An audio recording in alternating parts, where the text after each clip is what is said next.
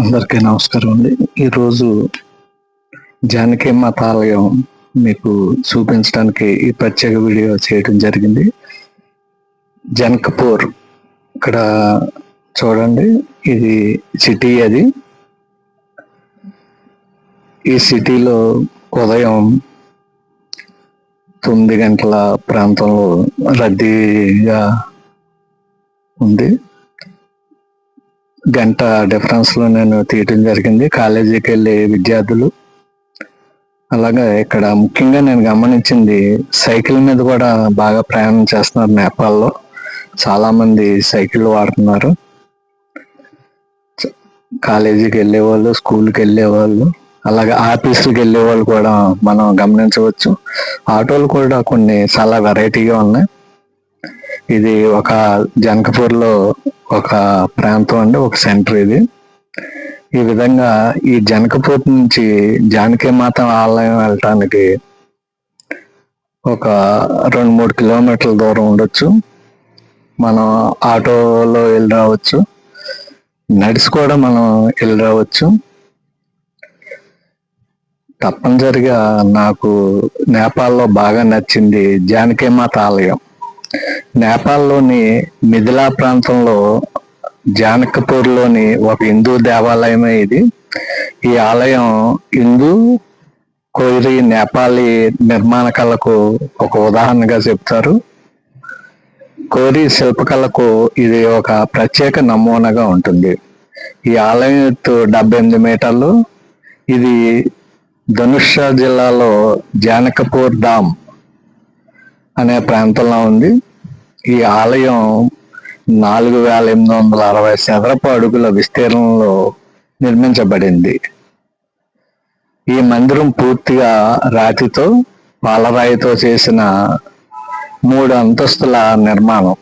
దీనిని 60 గదులు నేపాల్ యొక్క జెండా రంగుల గ్లాసులతోనూ, చెక్కడాలు, చిత్ర లేఖనాలు, అందమైన జాలక కిటికీలు, టెర్రట్లతో అలంకరించబడ్డాయి.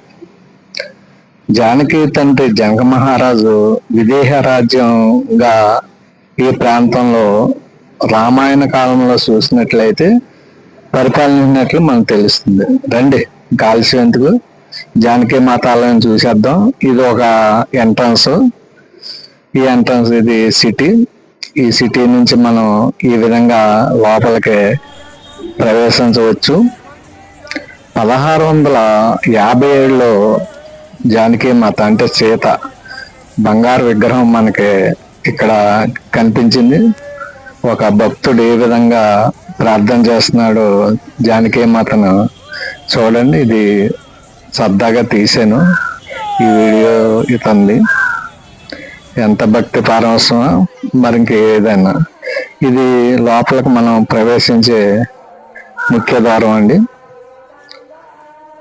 ఈ ఆలయానికి అద్భుతమైన కళ, చిత్రలేఖనం చూడముచ్చటగా చాలా చాలా బాగుంటుంది.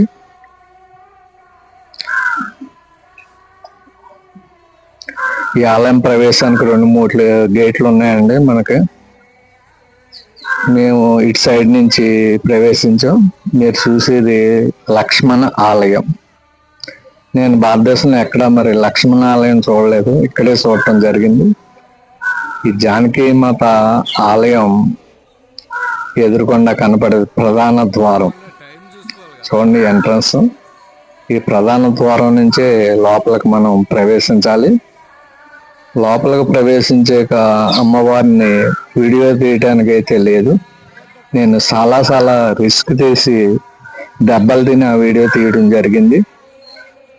చివరి వరకు చూడండి. మీకు జానకీమాతను చూపించే యోగం నాకు కలిగిందని నేను భావిస్తున్నాను. ఇది వీడియో యూట్యూబ్ చరిత్రలోనే ఒక సరికొత్త అధ్యయనం. సాధారణంగా ఎక్కడో తీయనీరు. ఇది తీసి తొలి వీడియో అనుకుంటున్నాను నేను యూట్యూబ్లో. డైరెక్ట్గా చాలా సీతమ్మ వారిని, రాముడిని, లక్ష్మణుడిని వీళ్ళందరినీ చూస్తే చాలా ఆశ్చర్యం కలిగింది. చూసి యోగం అంటారు చూసారా, అలా యోగం ఉండాలా దేనికన్నా. నాకు బాగా నచ్చేసింది. మీరు కూడా మీ కామెంట్ బాక్స్లో తప్పనిసరిగా ప్రజెంట్ చేయండి. ఇది ఆలయం లోపల, అంటే లోపల భాగం. ఈ గదులన్నీ కూడా, కొన్ని గదుల్లో మనకి యోగా జరుగుతూ ఉంటుంది, కొన్ని గదుల్లో భజనలు చేస్తూ ఉంటారు. నగిషీలు అవి ఎంత అందంగా ఉన్నాయి చూడండి, ఎంత అద్భుతంగా ఉంది. చాలా చాలా రెండు కళ్ళు సాల్వ అన్నట్టుగా అద్భుతమైన కళా కౌశల్యం మనకి ఉట్టిపడుతుంది. శిల్పకళకి ఎంత అద్భుతంగా ఉందో. రాతి కట్టడం అంటే నమ్ముతారా? చూడండి ఎంత అద్భుతంగా ఉందో ఆలయం అయితే.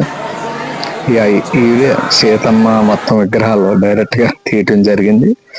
ఇక్కడ మీకు ఒక మ్యూజియం ఉంది, వీలైతే తప్పనిసరిగా మ్యూజియం దర్శించండి. అలాగే యానిమేషన్ కూడా ఇక్కడ ఒక గదిలో అయితే ఉందండి. మేము వెళ్ళేటప్పుడు అది లాక్ చేసి ఉన్నాయి, మేమైతే చూడలేదు. చాలా చాలా లోపల భాగం ఇది. పైన చక్కగా వంతెన కూడా ఉంది. ఈ 3 అంతస్తులు. ఇది మనకు బోర్డు హిస్టరీ అండి, ఏ మందిరాలు ఎలా ఉన్నాయి ఏంటి. ఇది మీరు చూసేది లక్ష్మణ మందిర్. బయటికి వచ్చేసాక మనకి ఎడం చేతి వైపున ఈ లక్ష్మణ మందిర్ ఉంటుంది. ఇది సమయాభావం వల్ల తెరవలేదు, మేము లక్ష్మణ స్వామిని చూడలేకపోయాం. ఇది ఒక మందిర్ అండి, లక్ష్మణ్ మందిర్ హిందీలో రాసి ఉంది. ఈ ఆలయానికి లోపలికి వెళ్తే ఇలా ఉంటుంది. ఎందుకో మరి ఆలయం తెరవలేదు, మాకు దర్శన భాగ్యం కలగలేదు. చూడండి ఈ గుడి మీద ఎంత అద్భుతమైన పెయింటింగ్ ఉందో. చాలా చాలా అబ్బూరపరిచే అద్భుతమైన కళారూపం ఇది, కళాత్మకం, అద్భుతం. ఇది మీరు చూసేది లక్ష్మణ్ మందిర్. లక్ష్మణ స్వామి దీంట్లో ఉంటాడు.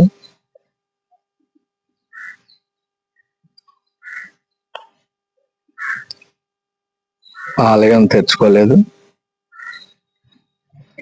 ఇది వివరాలంటే మనం ఎంట్రన్స్ లోనే ఉంది ఈ మందిరం యొక్క నిర్మాణ విశేషాలు. అప్పట్లో దీనికి ఒక పేరు ఉందండి.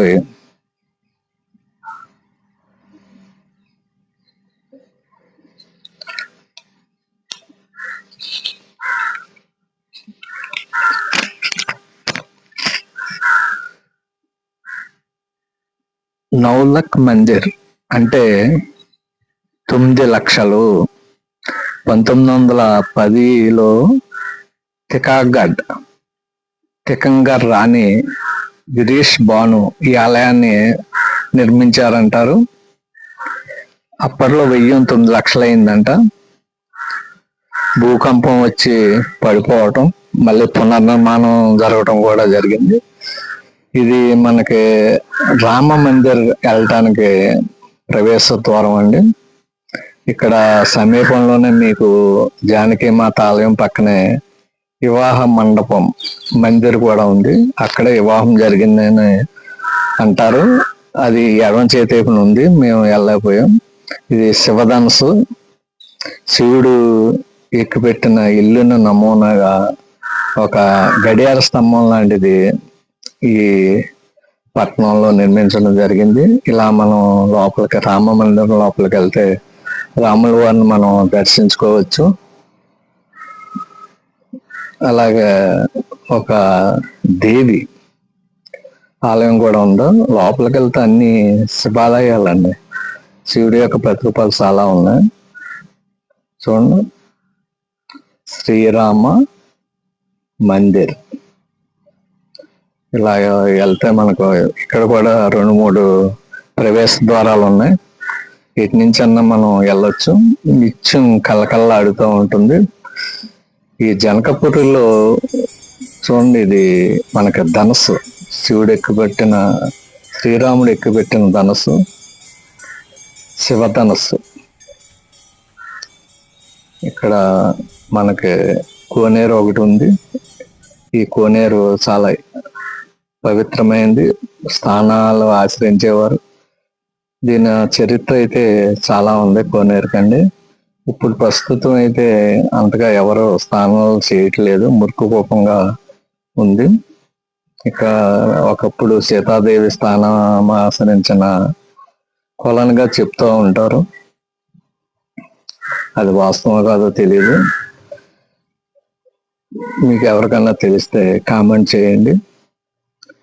ఈ రాజ్యం జనక మహారాజు పరిపాలించిన రాజ్యం స్వయంవరం సీతాదేవి ప్రకటించినప్పుడు ఇక్కడికి శ్రీరాముడు వచ్చి విల్లు విరిసి సీతాదేవిని వివాహమాడటం మనం రామాయణంలో తెలుసుకున్నాం. ఈ ప్రవేశ ద్వారం నుంచే లోపలికి మనం వెళ్ళవచ్చు. ఇలాంటి చాలా ప్రవేశాలు ఉన్నాయని నేను చెప్పడం జరిగింది కదా మీకు. దారి పొడవున ఈ రకరకాల అంగళ్ళు మనకి దర్శనమిస్తూ ఉంటాయి. పూల కొట్లు అన్ని రకాలు ఉన్నాయి ఇక్కడ. అన్ని రకాల పూలు అమ్ముతూ ఉంటారు. ఈ సిటీలో నాకు బాగా నచ్చింది ఈ ధనస్సు క్లాక్ గడియారం. ఇది ఒక సెంటర్ అండి. ఈ సెంటర్ నుంచి అన్ని ఆలయాలు మనకి కనపడుతూ ఉంటాయి. అన్నీ కూడా దగ్గరలోనే ఉన్నాయి. కొన్ని వాకబుల్ డిస్టెన్స్ ఉంటే కొన్ని ఆటోలో మనం వెళ్ళవలసి ఉంటుంది. ఈ రకంగా సీతమ్మ వారిని అడగాడిన జానకీమాత ఆలయంలో మనం ప్రవేశిస్తే ఒళ్ళు గగుర్బడుతూ ఉంటుంది. చాలా చాలా అద్భుతం. ఆ నగిషీలు, కళాఖండాలు, ఆకృతులు, నిర్మాణ శైలి అన్నీ కూడా చాలా చాలా అద్భుతంగా ఉంటాయి. రాజాదేవి మందిరం ఇది. దీనికి కూడా 2-3 ఉన్నాయి. ఇలా లోపలికి వెళ్ళగానే మనకి 2 సింహాలు కనపడుతూ ఉంటాయండి. అత్యద్భుతం ఉంటాయి. బయట ఇక్కడ కూడా మనకి దీపారాధన చేసి పూజలు చేస్తూ ఉంటారు. విచిత్రం ఏంటంటే ఇక్కడ సింహాలకు కూడా దండలేసి పువ్వులు వేయటం నన్ను ఆశ్చర్యానికి వచ్చేసింది. ఇలాగా లోపలికి వెళ్ళాలా, అమ్మాయి వెళ్తుంది చూసారా, అటు నుంచి మనం అలా లోపల ప్రవేశిస్తాం. రాజరాజేశ్వరి దేవి, రాజాదేవి అంటున్నారు. అక్కడ లోపల చాలా సింపుల్ గా ఉంటుంది. ఇదిగో అమ్మాయి దర్శనం చేసుకునిగా ఆయన కూడా బయటకు వచ్చేస్తున్నాడు. ఇలా బయటికి రావటం. ఇది లోపలికి వెళ్ళగానే శివలింగాలండి చాలా చాలా ఉన్నాయి. అత్యద్భుతం. ఇక్కడ నాకు ఒక మంచి కళాఖండం నా కళ్ళకు కనపడింది. చూడండి ఎంత అద్భుతంగా ఉందో. ఆశ్చర్యంగా ఉంది కదా, ఎంత అద్భుతంగా చెక్కారో. చంద్రుడు, చందమామ, ఇలాగ అన్ని రకాలు కూడా చక్కగా నగిషిగా చెక్కారు. సూపర్లను ఇట్టే కట్టిపడేస్తుంది. అయితే ఇది కూడా లాక్ చేస్తుంది, మరి లోపల ఏముందో తెలియదు. పక్కనే మనకి ఒక శివుడి విగ్రహం కనిపించింది. ఇవన్నీ వరుసెట్టు ఉంటాయండి శివుడి విగ్రహాలు. అన్నిటిని పూజించుకుంటూ వెళ్ళాలి మనం. చూడండి ఎంత అద్భుతంగా ఉన్నాయి. అన్నీ ఒకే రకంగా ఒక్కో నమూనాలో ఉన్నాయి. ఇలా మనం ప్రయాణం చేస్తూ ఉంటే మరో కొన్ని శివలింగాలు మనకి దర్శనమిస్తూ ఉంటాయి. చూడండి ఇక్కడ గూట్లో పెట్టారు, ఎంత అందంగా ఉందో. ఓం నమః శివాయ, ఓం నమః శివాయ. ఇలాగా ఇక్కడ ఉన్న చెట్టు చూడండి ఎంత పెద్దగా ఎదిగిపోయిందో. ఈ చెట్టు ముందర ఇలాగా కొన్ని గదులు ఉన్నాయి. ఈ గదుల్లో కూడా మనకి శివుడు అలాగే నందీశ్వరుడు ఇద్దరు కూడా సాక్షాత్కరిస్తారు. ఎంత అత్యద్భుతంగా ఉంటుంది. ఎల్లవేళ్ళ పూజలు అందుకుంటూ ఉంటారు. ఇలాగా పక్క గదిలోకి వెళ్తే మరొక దృశ్యం మనకి కనిపిస్తుంది. చూడండి ఎన్ని రకాల శివుడు ఉన్నాడు. నందీశ్వరుడు పాలరాతో దగదగా మెరిసిపోతున్నాడు నంది. ఈ శివాలయానికి అర్చన నాగలింగేశ్వరుడు. నాగపాముకి ఇక్కడ మనం శివుడు నాగపాము ఇద్దరికి కూడా అభిషేకాలు చేస్తుంటారు, ప్రత్యేక అభిషేకాలు. ఈ మందిరంలో మనం ప్రవేశించవచ్చు. ఇలా ఈ ప్రాంగణంలో చాలా ఉన్నాయి. నిత్యం భజనలు జరుగుతూ ఉంటాయి. ఒక భజన కూడా నేను షూట్ చేయటం జరిగింది. చూడండి భజన ఎంత అద్భుతంగా చేస్తున్నారు. చాలా చాలా నచ్చింది.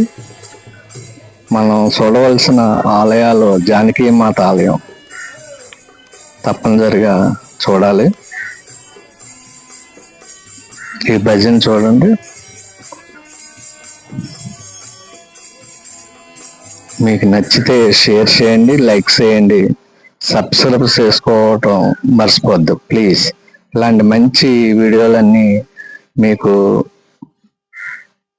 అందాలంటే, చూడాలంటే తప్పనిసరిగా నా ఛానల్ సబ్స్క్రైబ్ చేసుకుంటే ఇలాంటి మంచి మంచి వీడియోలు మీకు చూపించగలుగుతాను. తప్పనిసరిగా లైక్ చేయండి, షేర్ చేయండి, కామెంట్ చేయటం మర్చిపోవద్దు. మీ లైక్లు, షేర్లు, సబ్స్క్రైబ్లు నాకు మరిన్ని మంచి వీడియోలు తీయటానికి అవకాశం ఉంటుంది.